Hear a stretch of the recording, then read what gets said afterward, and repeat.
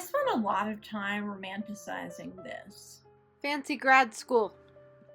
But in reality, when I actually was in graduate school, it was more like this.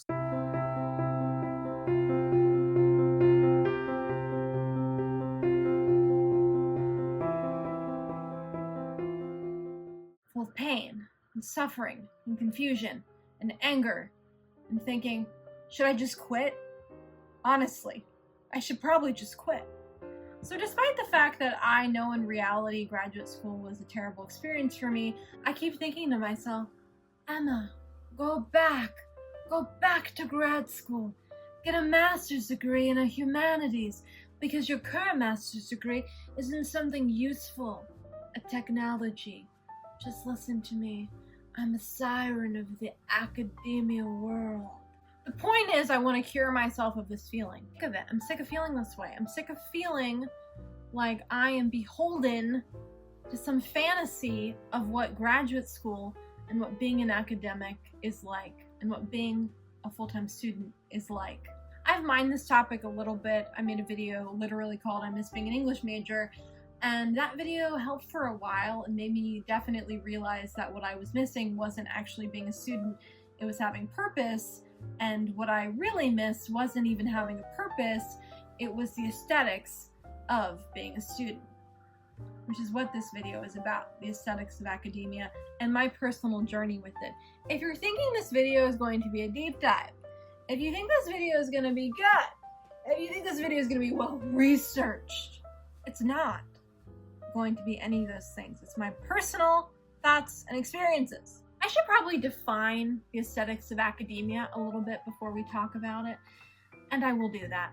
When we think about academia, we think about dark academia and light academia, which basically is a term that was coined via this internet age, probably from some scholarship. I don't know, I didn't research it, about how academia looks. And I'm not talking about most academia. I'm talking about beautiful brick buildings that are from the 1700s covered in ivy.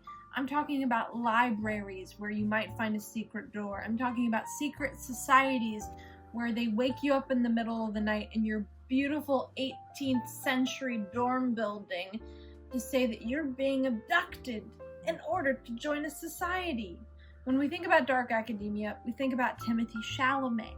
We think about his lanky form, Victorian body, moving through a campus in a billowy shirt and a vest, holding a bunch of books. We think about that. I'm going to link to a video by lowercase Lena, who does a deep dive of dark academia and the aesthetic, about how, is this aesthetic really deep or is it sort of dumb?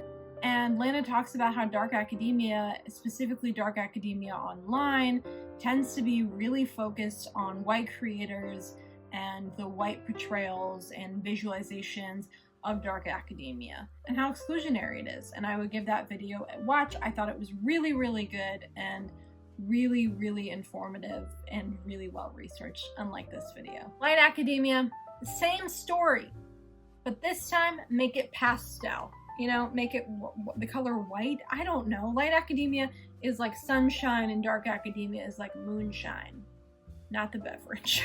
Another aesthetic that I'm going to talk about a little bit is productivity culture, which isn't necessarily aesthetic. It's more of a functionality that happens to have sort of an aesthetic purpose sometimes, if that makes sense.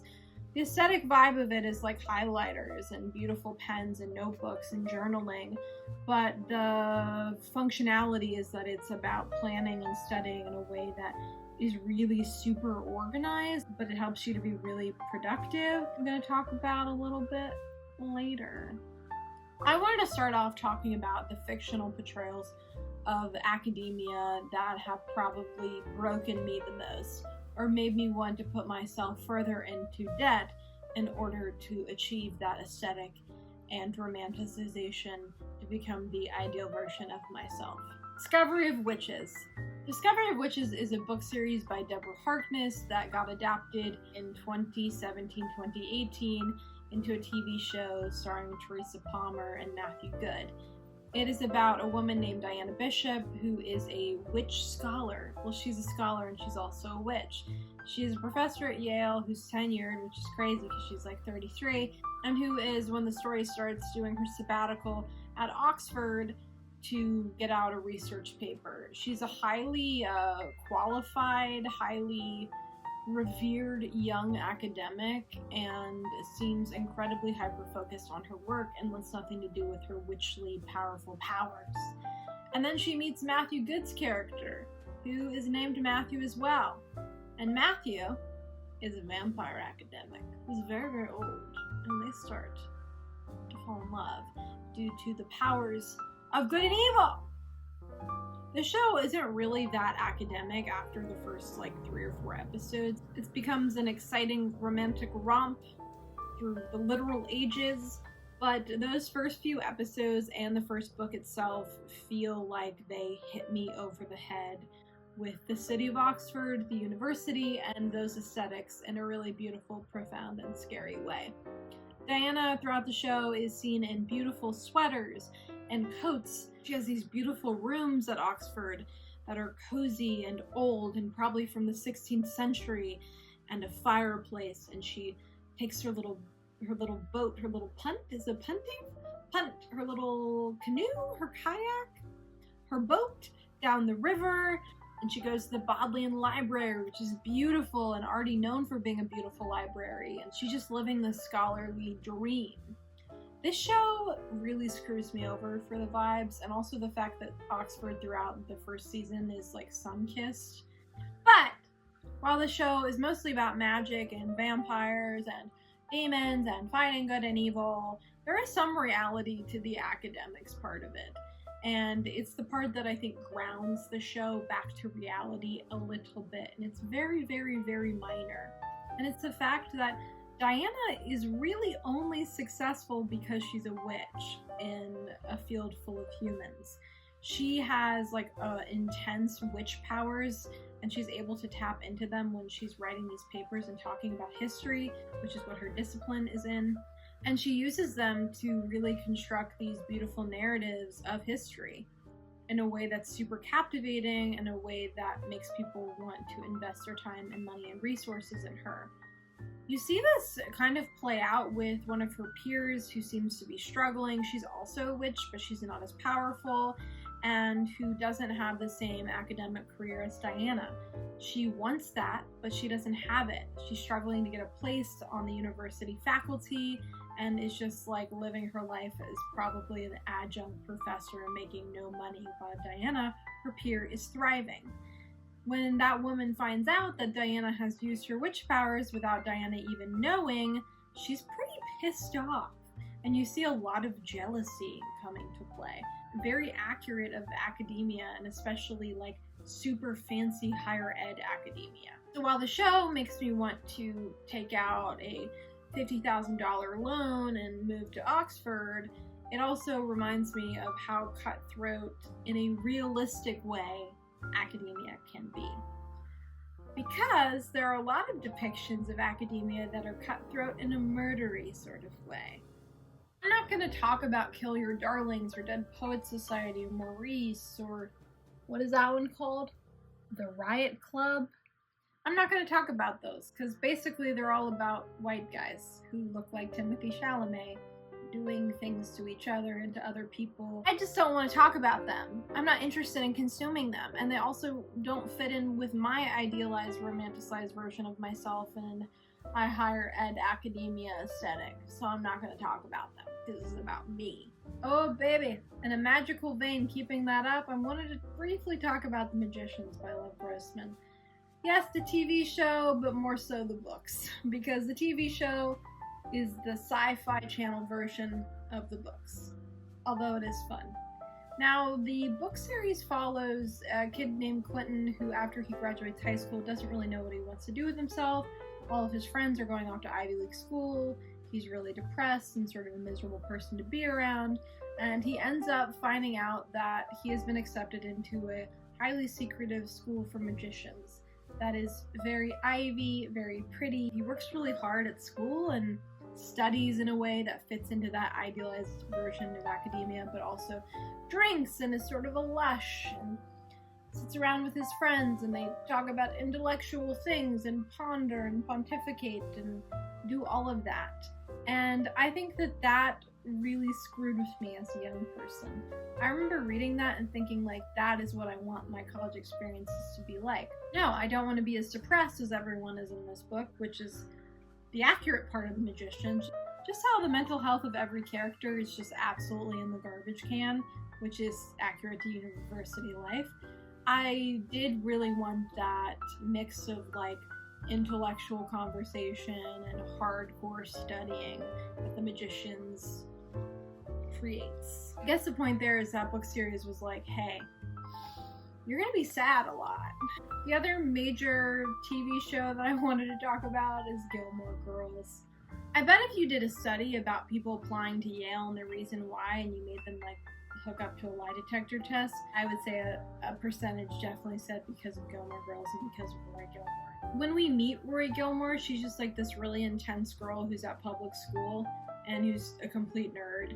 And then she gets into a private school and she's still a complete nerd, but everyone is a complete nerd except for Tristan. And while she's there, she's like involved as much as she can. She worries about school all the time. She will ignore things happening in her friends' lives because she's worried about school. She's just like perfect at studying and perfect at being a student, and gets into both Harvard and Yale and decides to go to Yale. Cool decision that must have been for you, Rory. I remember when I was a high school student and I didn't want to like do my AP US history homework, I would watch Gilmore Girls and I'd watch Rory and I'd be like, oh my god, get it with it, Emma. Rory Gilmore is like those guys on Instagram who are like, if you get up at 5 in the morning every day, you can make $300,000 a week. That's what she was for me, and I think a lot of other girls like me. Now, I literally knew people who applied to Yale because of Rory, and I think that if I had like been better at math, I probably would have done the same thing. Because Rory, when she goes to Yale, at least at first, is living that idealized version of a Ivy League experience. She's wearing the cute sweaters, she's meeting the cute boys, she's learning about secret societies, she's on the school newspaper. She was having a college experience that I think a lot of people want. Vibe that so many young women especially really aspire to. But in reality, Rory didn't really have good social relationships with anyone but her mother. Like, did she even care about Lane? And all of her relationships with the boys in her life were partially worked as like a conflict between her and her schooling. It's like she couldn't do both. She wasn't able to do both. She was all or nothing. I still think that's pretty unrealistic for a lot of people.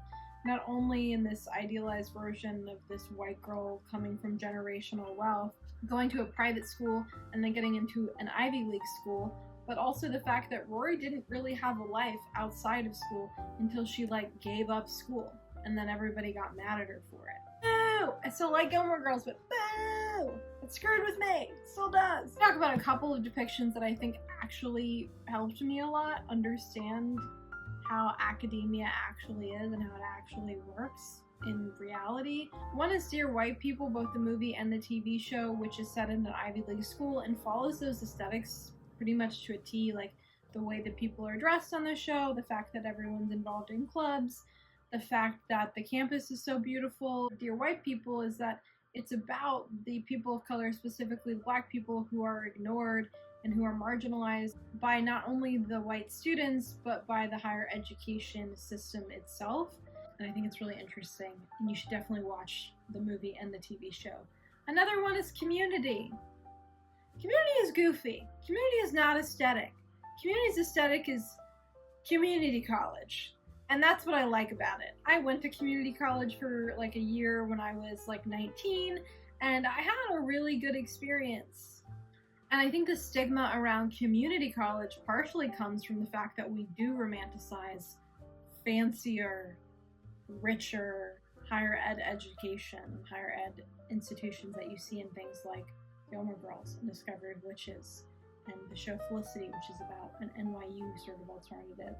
or Mona Lisa Smiles, which is a movie that I really like but follows that too. Community is a show about a bunch of weird people who all meet and who wouldn't be friends normally, but schooling and their goal of schooling brings them together. And I think it's really interesting, and I think it's a really accurate depiction of college. You're going to meet a lot of people that you wouldn't meet otherwise, but you all have that one goal and you all have that one thing in common that brings you together.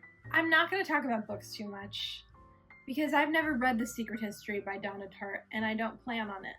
But I think The Secret History follows that same sort of world of like Kill Your Darlings and Dead Poets and books and movies and TV shows like that. And for me, that's not something that I idealize or think is romantic in any way, but it is sort of the bastion, the pillar, the main pillar of what people think when they think dark academia, so I thought I'd include it. Also, I don't mention Catherine House, Ninth House, which are books I have read because I don't romanticize them, nor do I mention If We Were Villains and Deadly Education because I haven't read them, nor do I want to read them. And then I want to talk about non-fiction portrayals of academia, what we see online, and also with a very specific TV show called University Challenge. Now, this has probably been the greatest push for me to like ponder, think, romanticize, is social media, and is the show University Challenge. Let's start there. Let's start with the University Challenge. University Challenge is a decades-long running television program in the UK where university students from both like the regular state schools that we think of and the Ivy League schools compete in a really intense quiz show. It has a classic tune.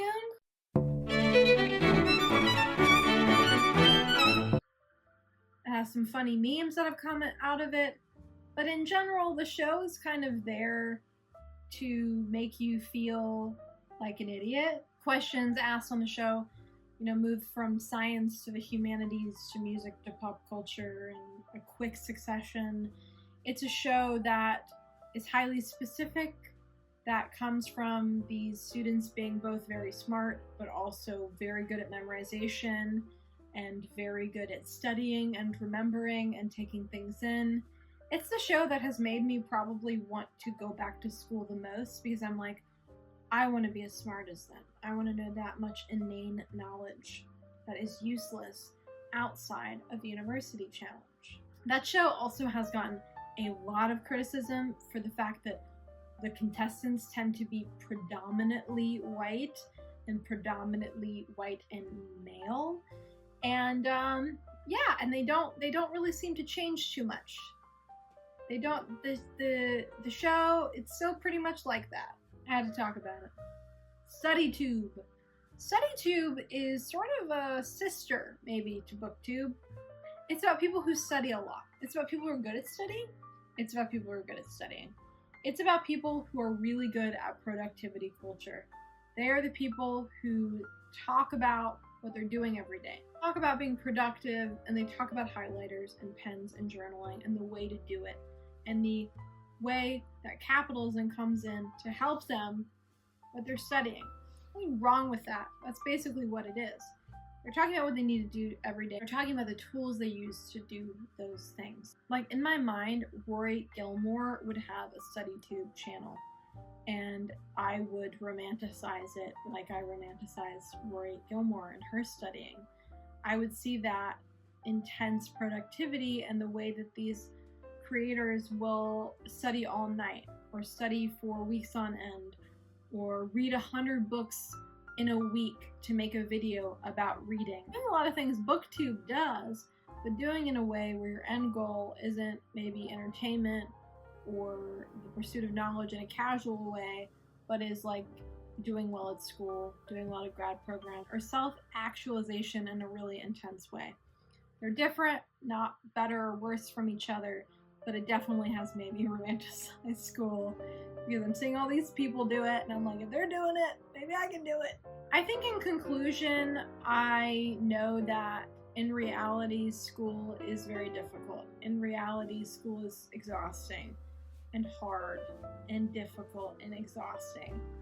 Because what it is, dark academia, light academia, academia in movies and TV shows and books and even on YouTube, is escapism.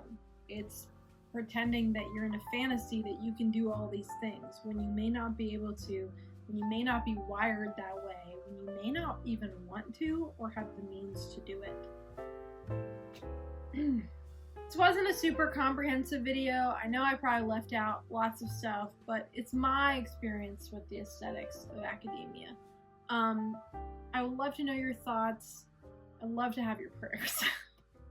I hope you guys have a lovely day.